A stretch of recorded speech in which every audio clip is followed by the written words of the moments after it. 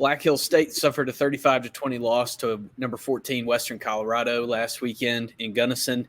And this week, the Yellow Jackets are preparing to face the number one school in the country for the first time in program history. I'm Alex Dodd, joined by head coach of the Yellow Jackets, Josh Breske, on the Black Hills State Football Show, where each week we'll take you inside the program for 20 to 25 minutes.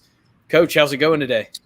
It's going good. We've got beautiful weather this week, and the team's ready to get back on track, and we're not letting last week's defeat hinder us from going back to work and attacking the process. It's got to feel good to see some good weather again with another home game. Ought to encourage people to want to sit outside for a couple hours. Absolutely. I've been really impressed with the crowds this year. I'm sure, we kind of pushed out last week that we broke that attendance record for the Tech game here at our place. And so shout out to our fans and to their fans for coming out and supporting these student athletes. And what a cool environment, to be in Western South Dakota, to host these games at Lyle Harris Stadium on these beautiful Saturday afternoons and evenings. It's been awesome so far. It's something that's we can continue to build on and recruit with. And so it's been really, really nice to have. What do you think that kind of says about the growth of the program to be able to have gates like you guys have had so far this year and get off to a pretty good start at replicating last year's success? Yeah, I think it has less to do with winning and probably more to do with character. We do a lot in the community. We do as much as we can, and we can probably do more. But our guys are visible in the community. They're visible in the schools. They do a lot. They do a lot, and they've worked really hard to change their reputation in this town. And we've worked hard as a coaching staff to teach our guys just how important that is. And if you want people to come sit in the stands and watch your games, you need to go sit and watch the volleyball games. You need to get to the basketball games. Even when I go out to watch the Spearfish Spartans here at Lyle Hare, I see my football players sitting in the stands. And so I think it says more to do with how they conduct themselves in this community than wins and losses and throughout the year. What does it mean in a small town like Spearfish to have the football team out in the community and going to games at the high school and being involved in things on campus? What do you think that says about your program, and how important is that in a place like Spearfish? I think it's very important, and reputation's a big deal. I think building equity is something that I've learned quite a bit about, especially becoming a head coach. In my years being an assistant coach and coaching offensive line and kind of coming up in the ranks, you typically have blinders on. What do I got to do to get my 10 to 15 guys ready this week? And you're pouring all your energy into your units. But I think as a head coach, one thing that I've learned is we have to continue to build equity on and off campus. And that means participating, with other campus groups and participating off campus and giving back and serving. The one thing I think that's really cool about serving is I think a lot of humility comes from serving, and our guys have unique opportunities to do that here on campus at Black Hills State and in this community in Spearfish as well. And, I'd like to think we're the big show in town, in a community of about 15,000 people. This college has been here since 1883, been playing football since 1899. I mean, we're the big show in town, and we have to treat it as such. And like I said, I care more about, our guys being good people of character, and are they working to build the reputation of this football team far more than I'll ever care about winning and losing. Well, let's talk a little bit about this past weekend. You guys fell to 4-3 overall and 3-2 in the RMAC. Seemed like you guys just kind of struggled to get out of the gate down there in Gunnison. What do you feel like were kind of the issues early in the game in terms of getting started? Yeah, negative plays on offense. We had a nice scripted opening drive where we were able to get down into scoring territory. And we shot ourselves in the foot at 12 men on the field. I was too far away from the official to call a timeout, so we took a 5-yard penalty. Then we checked into a bad play and took a 6-yard loss. And then, all of a sudden now you're striving just to get back to where you were on that 4-yard line. And it didn't happen. And then a little bit of, dejection set in with offense there. Talking with our quarterback, I went up to Tanner on Monday. I said, hey, are you healthy? How you feeling? Because I never see your name on the injury report. And he says, my body feels great. He said, my pride's a little hurt. And one thing that Tanner kind of brought up is, missed a throw, I think, early in the game, and the rest of the game was trying to fix that throw. He was placing the ball a little bit more than just letting his arm just rip and throw the ball like he knows he can. And we haven't lost any faith in Tanner at all. But I think if you were to ask him, he'd say that he'd like to have that game back, and like to have some of those throwbacks and go back out there and just play football and stop trying to be so perfect. Offensive line, we're pretty beat up. And so we had a couple of freshmen. Michael Forney, as a true freshman, got to see his first action and took significant reps and did really well. Luke Snyder, one of our redshirt freshmen, got in the game. I believe we had another redshirt freshman step in. So we're pretty banged up there. And, I think the levee kind of broke somewhere in the second half, and we eventually gave up back-to-back sacks and, explosive plays by Western too. I think you got to give their offense tons of credit. They're crafty. They know how to get you in some bad situations, and they did a really good job offensively that day. And their defense is very well coached, and they do a really good job as well. And we had a hard time picking up their pressures and getting anything started in the run game as well. So overall, I think they're exactly who we thought they were going to be, and we just didn't step up to the plate and answer the call to the pressure that we knew was going to be there. Obviously, maintaining physical health has been a part of football programs for a while, but it seems like in this modern age of football, programs are putting more and more of an emphasis on that mental game. What do you guys do as a program to serve that mental aspect of players and, the sports psychology aspect in a way? What do you guys do for that? I think routine is a big part of that. I think as a coaching group, you have to stick to a routine to a certain extent and not show panic. When you start to try to reinvent the wheel and make drastic changes to practices and meetings and X's and O's and those type of things, it sort of could signal a little bit of a white flag to your team that things have kind of hit the fan a little bit. And so I think sticking to the routine is really healthy for these guys. They know what to expect from us. They know that we're going to be constant in the way that we coach and the way that we structure their weeks and their schedules. But the other thing is being very honest with them and not trying to sugarcoat things.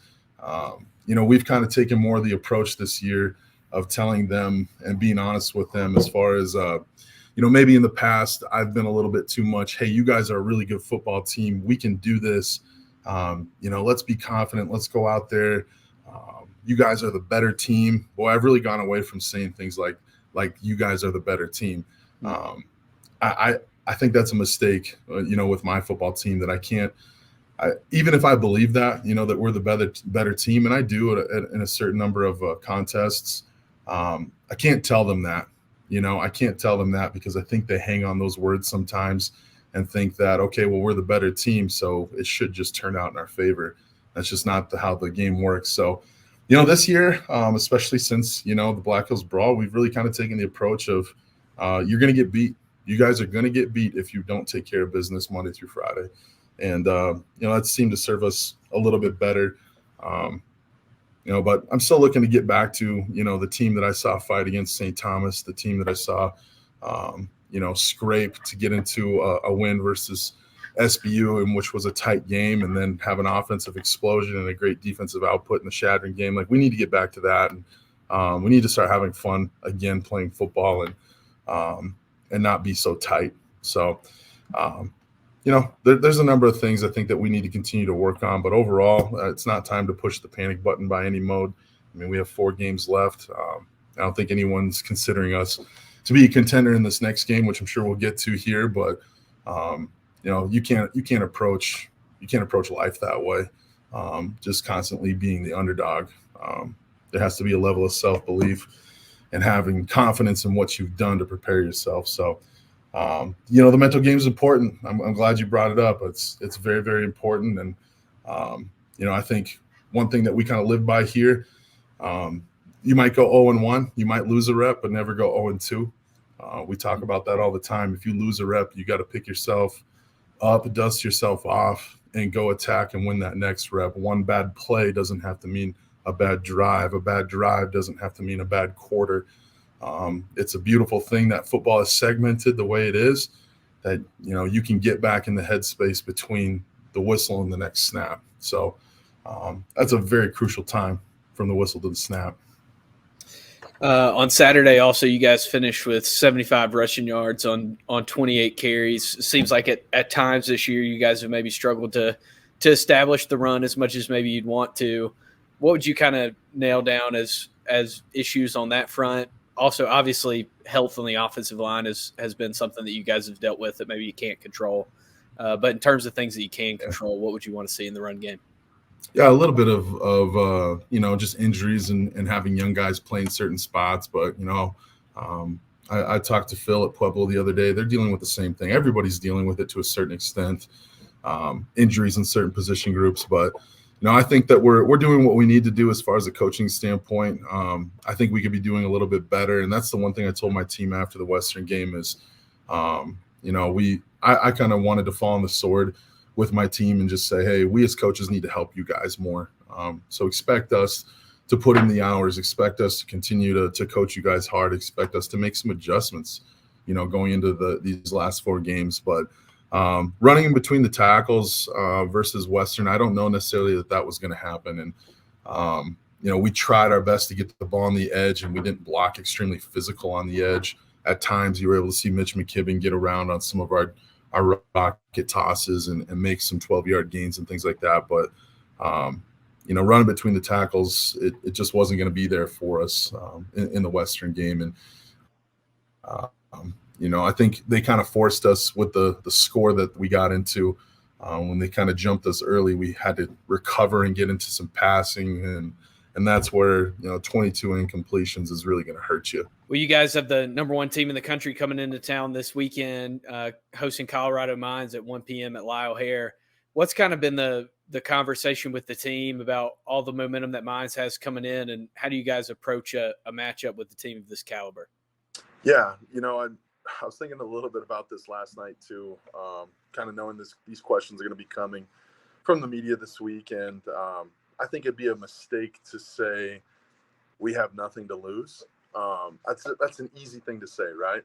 That we have nothing to lose. I think we have a lot to lose. I've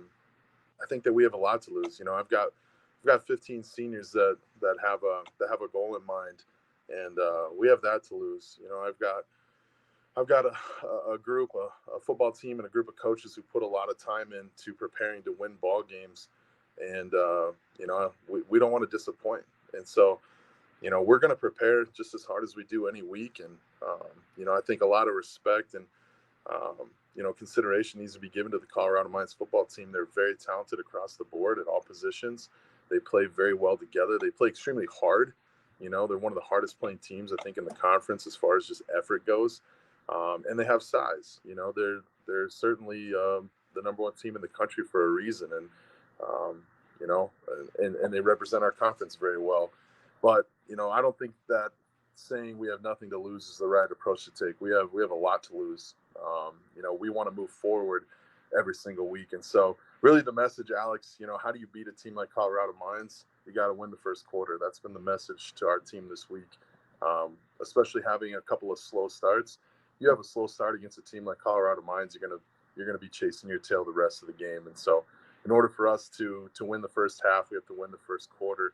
In order for us to win the game, we got to win the first half. And I kind of go back to the beauty of football being a segmented sport, with beginnings and ends to different lengths, and we have to be one play at a time. As boring as that sounds to the players and sounds to media.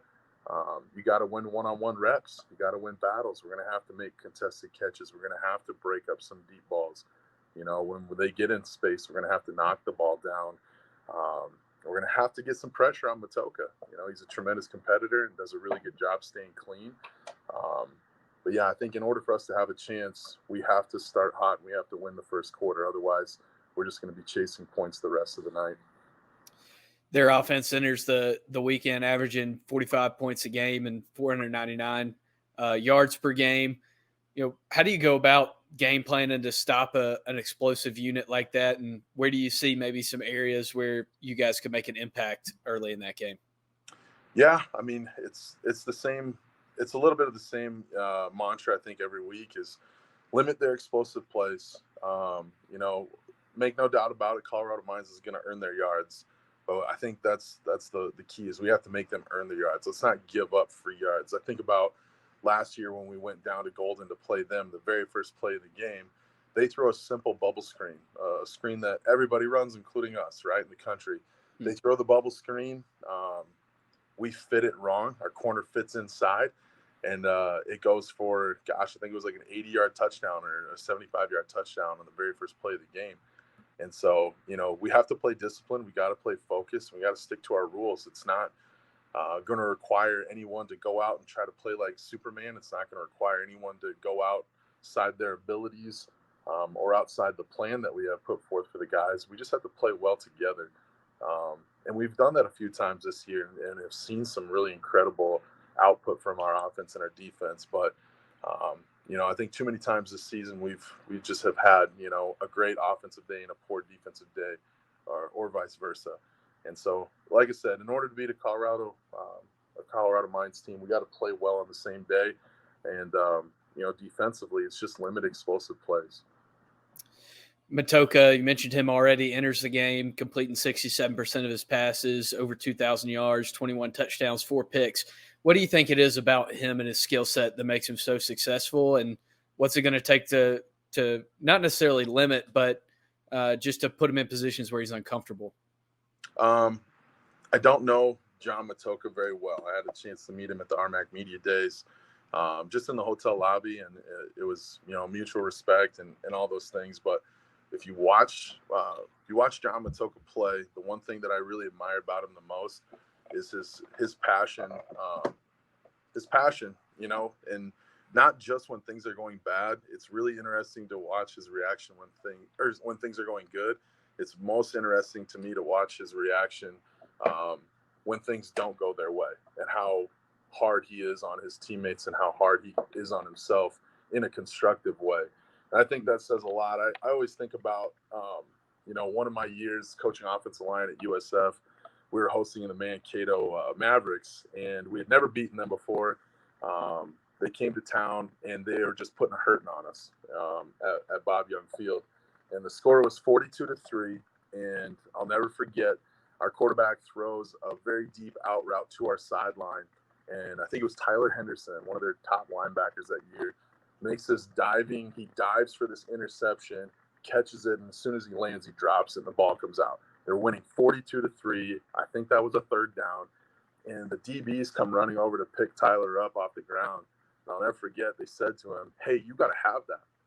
You got to have that." And they jumped him. And I'll never forget that even in a game where, it was well in hand for Mankato, that the DBs were jumping one of the best players on the football team for missing a play that was a really tough play to make. And the reason I bring that up is I think, I just get a feeling that that's the mojo that Colorado Mines has, that they expect greatness from one another and they hold each other accountable to it. And we've worked extremely hard to instill that amongst our ranks as well. And we're getting there, man. We're getting there. I'm very encouraged to see our players have no problem with, player-led accountability and calling each other out if we're not meeting the standard. We haven't been doing it as long as they have. And so I'm very proud of my football team, Alex. I love the way that we operate. I think we need to handle pressure. Pressure of games better, not necessarily blitz pressure, but we need to handle pressure on Saturdays.